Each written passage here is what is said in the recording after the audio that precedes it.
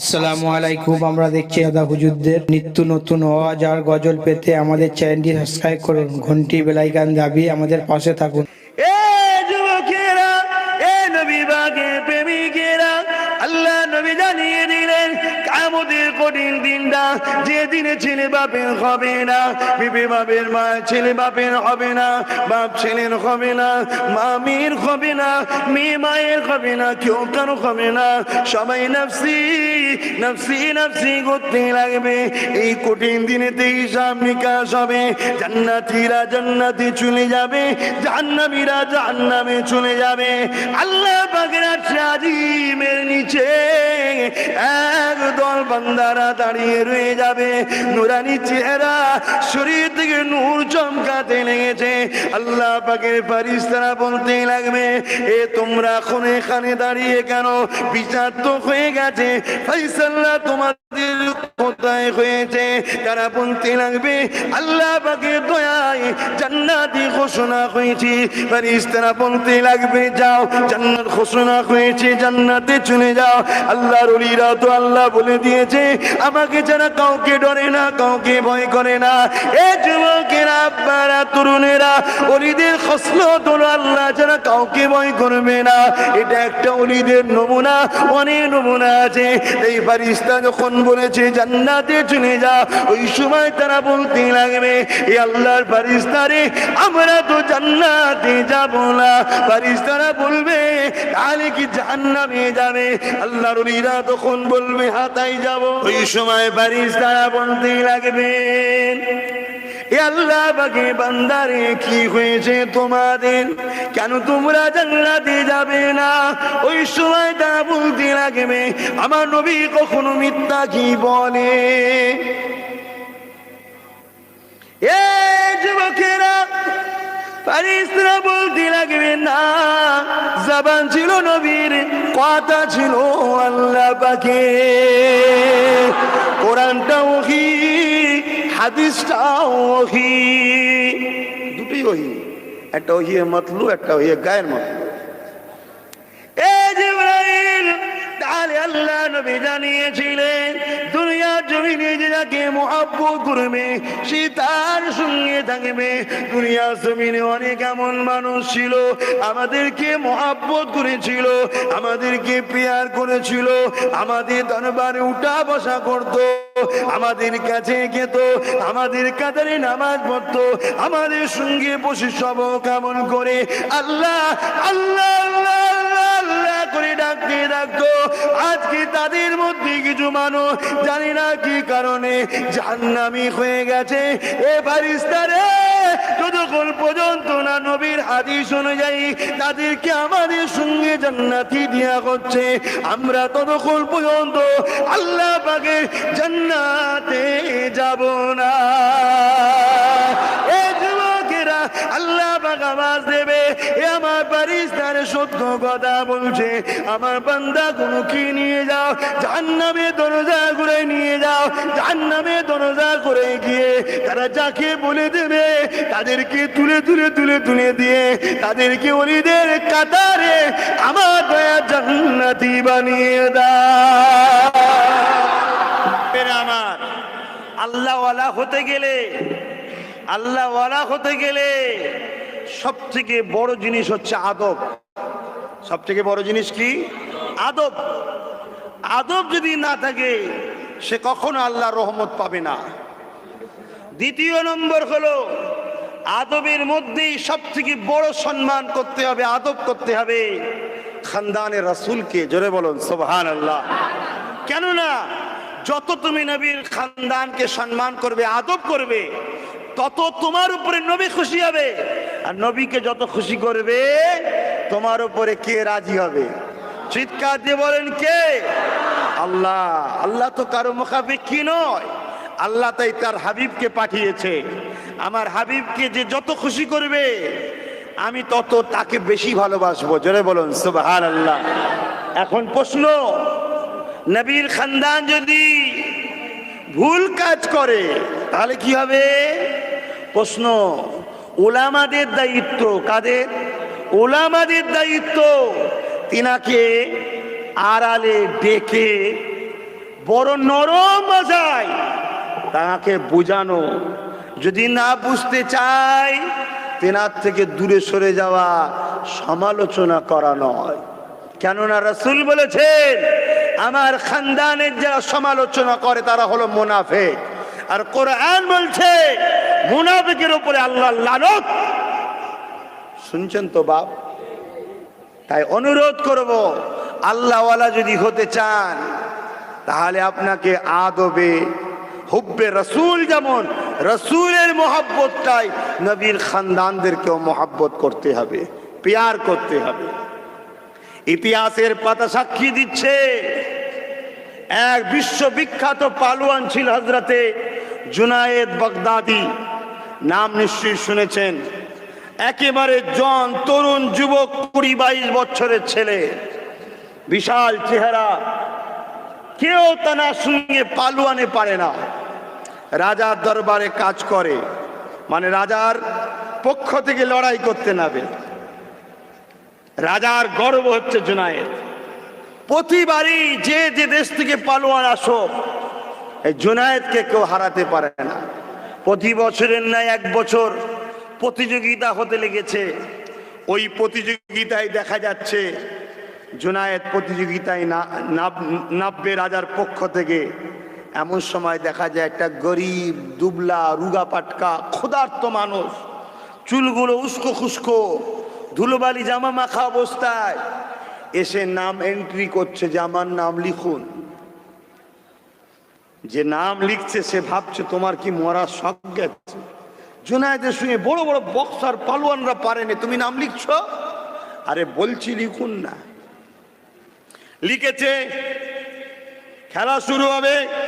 Gallery স্টেডিয়ামে লোক ভর্তি। জুনায়েদ নেমেছে, বিশাল পালোয়ান, যেন মনে হচ্ছে হাতির পাশে মশা। রুগা পাটকা দুবলা ছেলেটা নাপছে। সবাই গ্যালারিতে হো হো করে আনন্দ করছে, মজা করছে। যে কে রে, এ কি জানেনি জুনায়েদ সম্বন্ধে? কেন মরা শখ গেল? নানা রকম কথা বলছে। ও কিছুই বলেনি। রেফারি কানে কানে এসে বলছে, তুমি কেন এসেছো?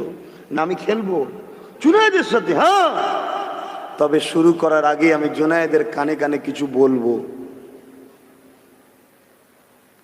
পারমিশন নিয়ে কানে কানে কি বলে দিল বিড়বিড় করে। জুনায়েদ কোনো দিকে আর তাকায়নি, লাপায়ও নে, হাত বডি বিল্ডারও দেখায়নি, আদবের সাথে নত হয়ে দাঁড়িয়ে আছে। রেফারি সিটি বাজালো, হালকা ধাক্কা দিল, বসে গেল জুনায়েদের বুকের ওপরে। সেই রুগা পাটকা ছেলেটা বসে আছে। জুনায়েদ একবার তাকে ফেলারও চেষ্টা করেনি, কিছুই করেনি, শুধু তার মুখের দিকে চেয়েই আছে। বলুন সুবহানাল্লাহ। রাজার মাথা গরম, কি বিপর্যুতি, সব রাজ্যে খবর চলে যাবে রাজা হেরে গেছে। আর একটা রুগা পাটকার কাছে রাজার বেজ্জতি শুরু। রাজাদের মিজাজ, এই বেরো দরবার থেকে, জুনায়েদকে বার করে দিয়েছে। তিনি পুরস্কার নিয়ে তো চলে গেছে। জুনায়েদ রাত্রিরে থাকবে কোথা, খাবে কোথা, কি হবে? অন্য তো কোনো কাজ নেই, রাজার দরবারে তো থাকে। হেঁটে হেঁটে হেঁটে দিয়ে খিদে লেগেছে, রাত হয়ে গেছে, এক গাছতলায় যে হেলান দিয়ে বসে আছে, ঘুমিয়ে পড়েছে। যখনই ঘুমিয়েছে খবে আল্লাহ রসুলের দিদার হচ্ছে। জোরে বলুন মোহাব্বত কাকে বলে?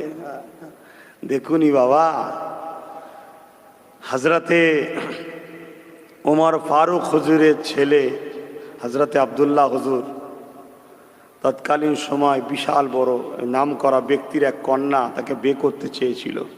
আর হজরতে হোসাইন হুজুরও তিনাকে বিবাহ করতে চেয়েছিল। তখন হজরতে আব্দুল্লাহ বলছে যে আমি বিয়ে করবো। তাহলে ওমর ফারুক জিজ্ঞেস করছে তুমি বিয়ে করবে কেন? হোসাইন তো বিয়ে করে বলছে না, ওর থেকে আমি বড় আলেম, আমার বাপ আমিরুল মোমিনিন ফারুক আজম। নানা রকম কথা বলছে। আর হজরত ওমর ফারুক বলছে যা বললে সব একটাই কথা শেষ, তোমার বাপ হোসেনের নানার গোলাম। জোরে বললেন না? তো ভাইরা আমার, আল্লাহ রসুল খবে জিজ্ঞেস করছে জুনায়েদ তুই এত বড় পালোয়ান, হেরে গেলি কি ব্যাপার? হুজুর আপনার ভালোবাসায়। জোরে বলুন সুবহানাল্লাহ। জুনায়েদ চোখের পানি ফেলে কাঁদিয়া বলে যাবে না। আমাকে আল্লাহ ক্ষমতাবান করেছে, আমাকে আল্লাহ তাকত দিয়েছে, আমাকে আল্লাহ বীরত্ব দিয়েছে। এই বাচ্চা তোমার দরবারে আমি থেকে কুস্তি লড়াইগুলি কেউ আমাকে হারাতে পারে না। যখন এই বাচ্চা ছেলেটা এমন করে, এই লোকটা রুগাপাটকা মানুষটা যখন এসে আমার কাছে কুস্তি লড়াই করবে, কানে কানে এসে বলে দিল, এ জুনায়েদ, আজ আমি 3 দিন খাইনি, আমার পরিবার 3 দিন খাইনি, ছোট্ট ছোট্ট বাচ্চা 3 দিন খাইনি। জুনায়েদ রে, দান আমাদের চলবে না, ভিক্ষা আমাদের চলবে না, সাদকা আমাদের চলবে না, যাকাত আমাদের চলবে না।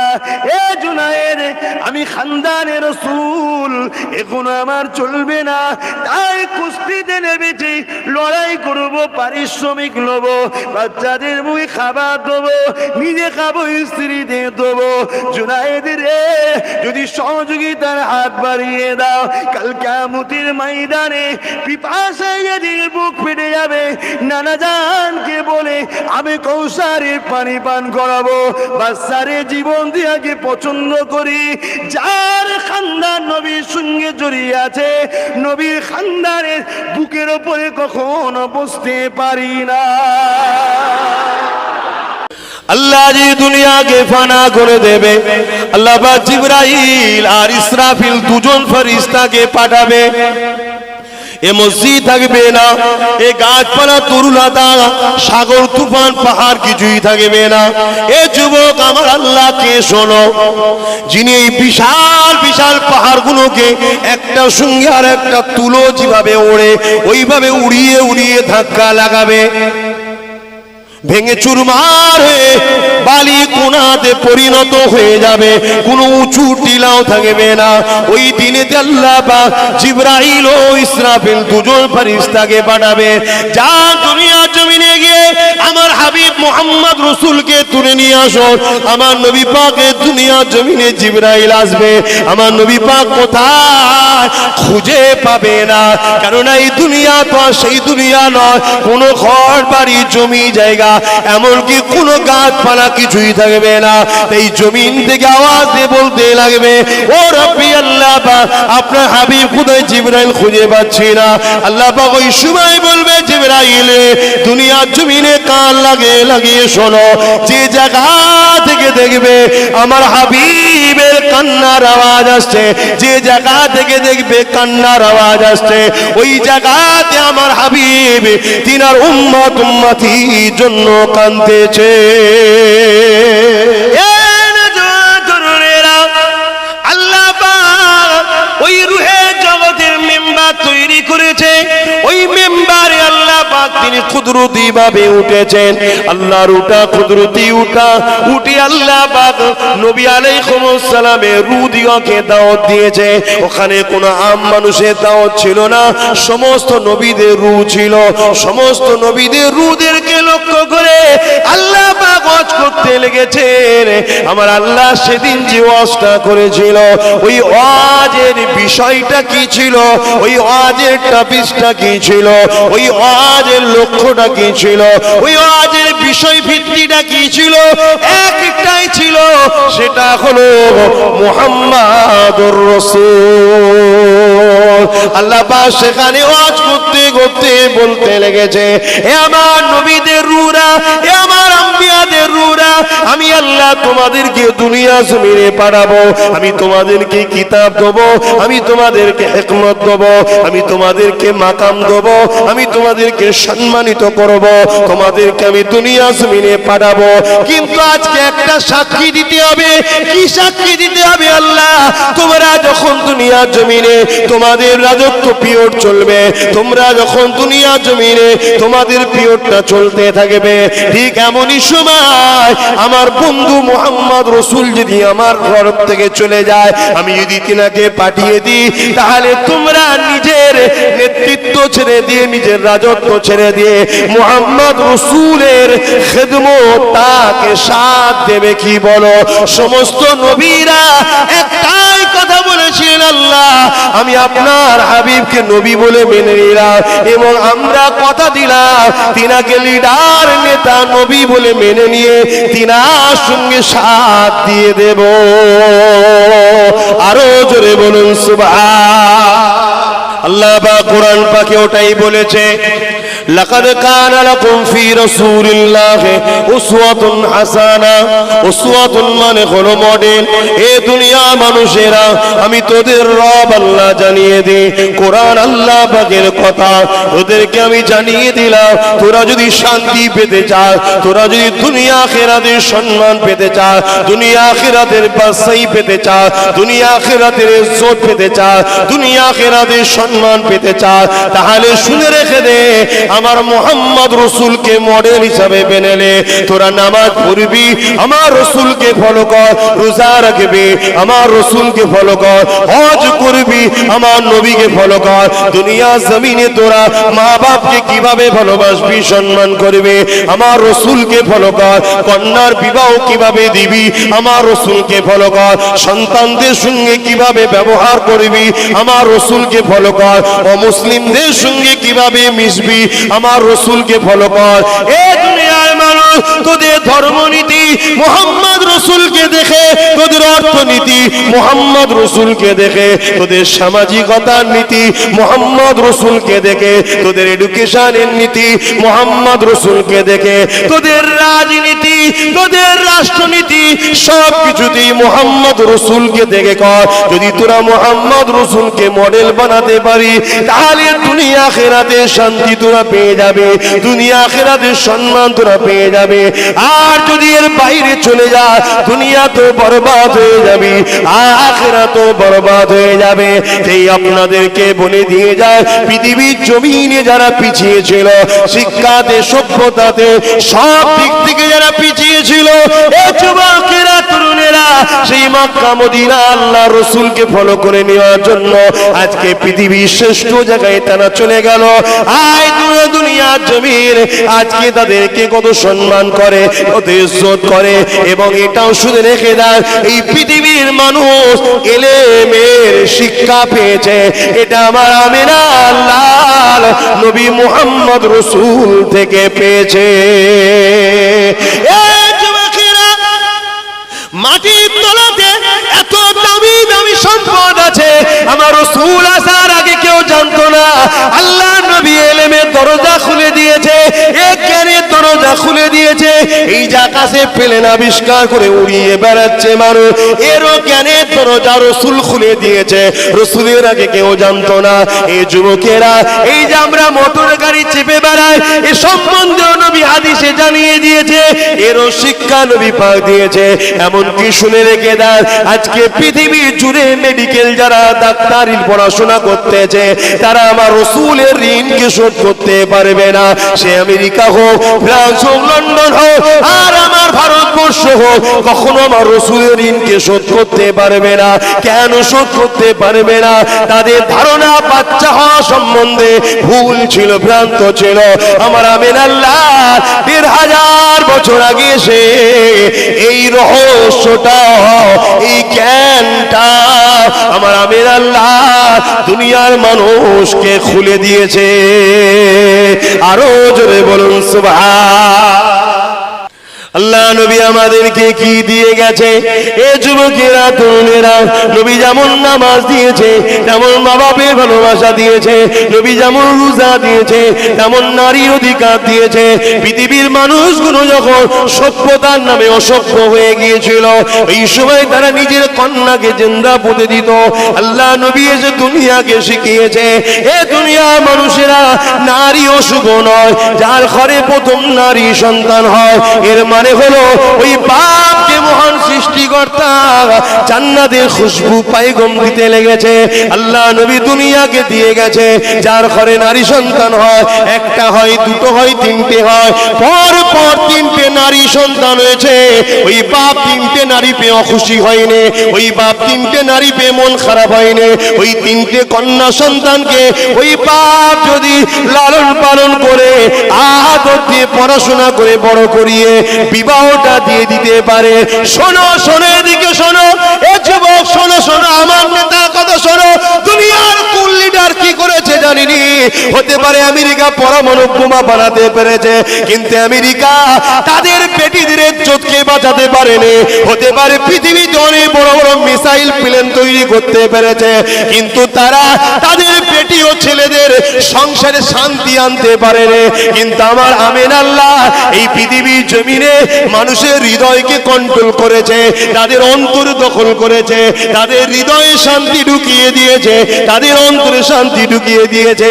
আজকের তারিখে পৃথিবীর জমিনে আমেরিকা বলেন, ব্রিটেন বলেন, তাম পৃথিবীর জমিনে ক্যান্সারের থেকেও মারাত্মক একটা বিমার ঘুরে বেড়ায়। ওই বিমারটার নাম হলো ডিপ্রেশন, অর্থাৎ চিন্তা পরিশান। এই পরিশানে লক্ষ লক্ষ ছেলে মেয়ে জন যুবতী আত্মহত্যা করছে, গলায় দড়ি দিয়ে মারা যাচ্ছে। এর সমাধান পৃথিবী দিতে পারেনি। ১,৫০০ বছর আগে আমিন আল্লাহ তার সমাধান দিয়ে গেছে। আজ আমি আপনাদেরকে জানিয়ে দিই এর সমাধান একটাই, ওটা হলো আল্লাহর কোরআন যত পড়বেন তত আপনার চিন্তা ডিপ্রেশন কমে যাবে। আরো জোরে বলুন সুবহান।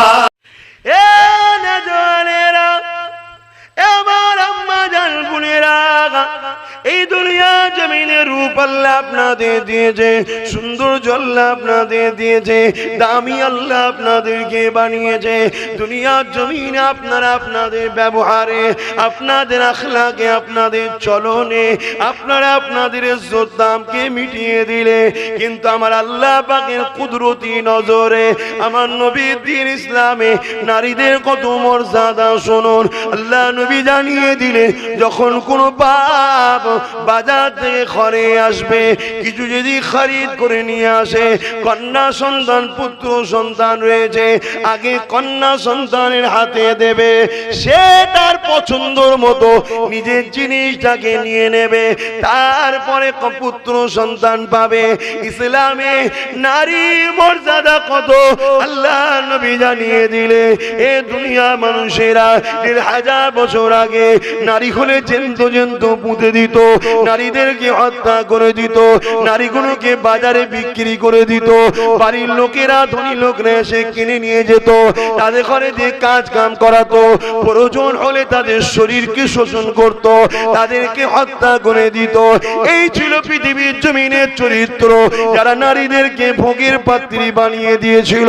আমার নবী পাক এই নারীদের জন্য কত আন্দোলন করেছে, আমার নবী পাক নারীদের জন্য কত লড়াই করেছে, লোকের বাড়ি বাড়ি ধরে ধরে ধরে ধরে গিয়েছে। বাবারা, তোমরা নারীগুলোকে এইভাবে হত্যা করো না, নারীগুলোকে জ্যান্ত মেরে দিও না, নারীগুলোকে ভোগের পাত্র বানাও না, নারীগুলোকে বাজারে বিক্রি করো না। তারা বলতে লেগেছিল, আব্দুল্লাহর বেটা মুহাম্মদ, নারী তো অশুভ জিনিস, কারো ঘরে নারী হওয়া মানে ওই বাড়িটা হলো কলঙ্কিত বাড়ি।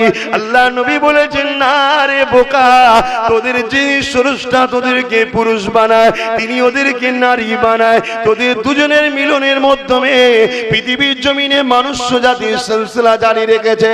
আমি মুহাম্মদ রাসূলকে তিনি রব্বুল আলামিন রাসূল করে পাঠিয়েছে, তিনি আমাকে জানিয়ে দিয়েছে, এ আমার হাবিব, বিশ্বের মানুষকে যে জানিয়ে দেয়, কারো ঘরে যদি নারী সন্তান প্রথমে জন্ম নেয়, এর মানে হলো ওই বাপটাকে শান্তি, রহমত, জান্নাতের মেসেজ দেয়া হলো। আসেন আম্মা জানের দিকে ফিরে যায়। হযরত হাজেরা আম্মার কথা বলছিলাম। এ আমার মা বোনেরা, মন দিয়ে শোনেন, এই দুনিয়া কখনো আপনাদের ভালো চাই না, এই দুনিয়া কখনো আপনাদের সম্মানের কথা ভাবে না। এই দুনিয়া যদি শান্তি আপনাদেরকে দিতে পারত, পৃথিবীর জমিনে সব থেকে মডার্ন নারী হলো আমেরিকান নারী, যারা দুনিয়ার জমিনে এত মডার্ন হয়ে গেছে, সেক্সটাকে ফ্রি করে দিয়েছে।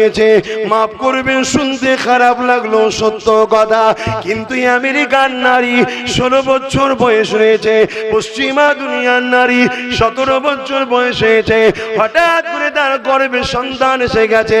হারা তোর বিয়ে হয়নি, তাহলে গর্ভে সন্তান কি করে এলো?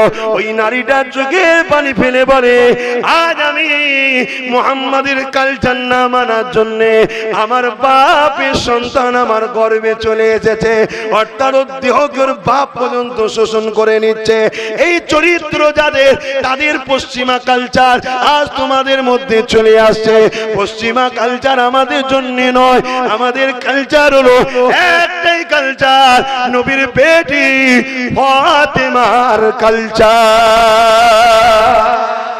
এই যুবকেরা, আল্লাহ নবী জানিয়ে দিলেন যেমন পানি হলে মানুষের বাড়ির ছাদে বাড়ির তালিতে পড়ে ঝরঝর করে, ওইভাবে আখিরি জামানাতে মানুষের বাড়িতে ফিতনা ঢুকে যাবে, ওইভাবে পড়তে লাগবে। আজ একটা বাড়ি বলুন যে আমার বাড়িতে ফিতনা নাই, এ যুবকেরা না, প্রতিটা বাড়িতে ফিতনা পড়ে গেছে। কিয়ামতের একটা আলামত রাসূল বলেছে, আল্লাহ নবী জানিয়ে দিয়েছে, এ যুবকেরা, তরুণীরা, বেপেরা, স্বামীরা যা কিছু করবে স্ত্রীদের পরামর্শ নেবে, স্ত্রীর মতামত যেটা হবে স্বামী ওটাই করবে। কিয়ামতের একটা বড় আলামত এটা। এ যুবকেরা, তরুণেরা, আল্লাহ নবী জানিয়ে দিলে আখিরি জামানায় কিয়ামতের আগে বাজারের লিডার গুলো, বাজার কমিটি গুলো বদমাইশদের হাতে চলে যাবে, এলাকার মোড়ল গুলো বদমাইশ অসৎ চরিত্রের হয়ে যাবে, সমাজের নেতা মন্ত্রীগুলো মূর্খ হবে, তাদের ক্ষমতা জোরে মানুষ তাদেরকে সম্মান করবে, কিন্তু তাদের চোখের আড়ালে তাদেরকে গালিগালাজ করতে লাগবে।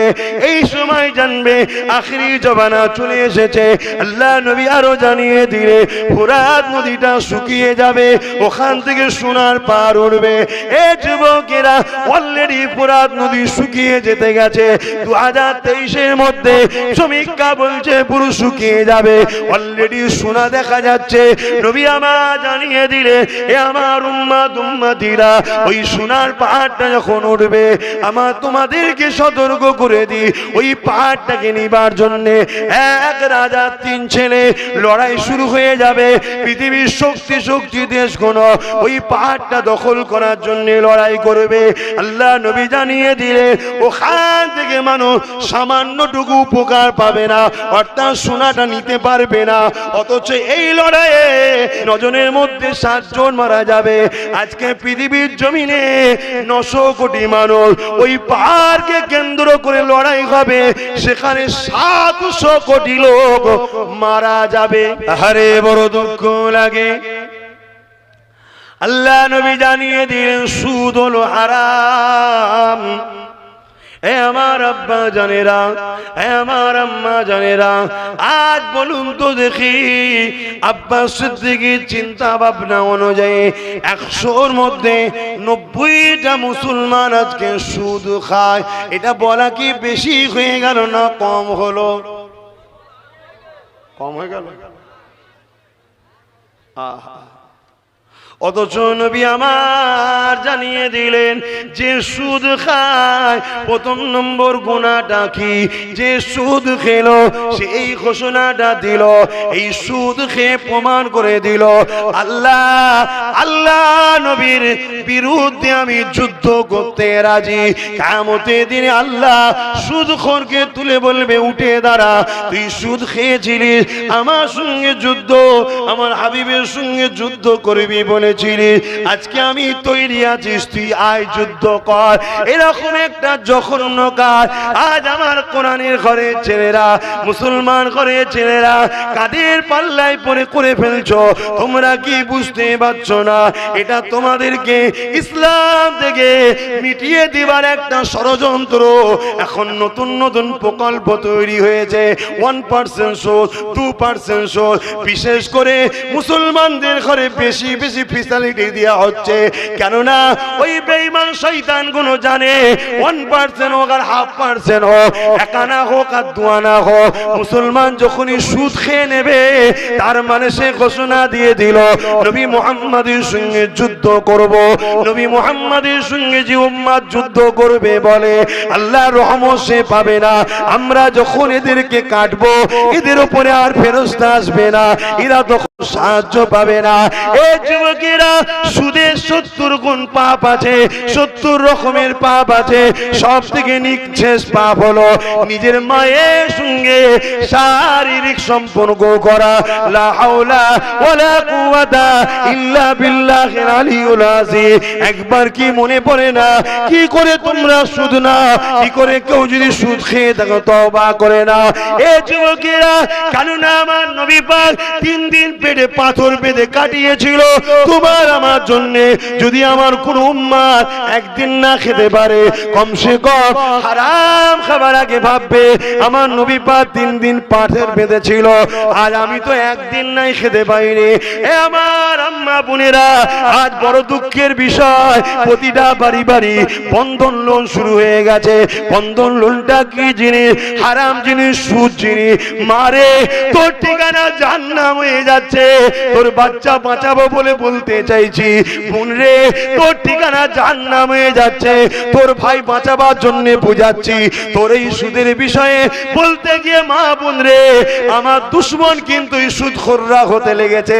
তারা আমার ক্ষতি করতে চাইছে, তারা আমাকে গ্রামে ঢুকা থেকে রোকতে চাইছে। কিন্তু আজ ঢুকে যখন পড়েছি, এ মা, এ আমার বোন, তোদেরকে জান্নাতে নিয়ে যাব বলে তাই বোঝাচ্ছি।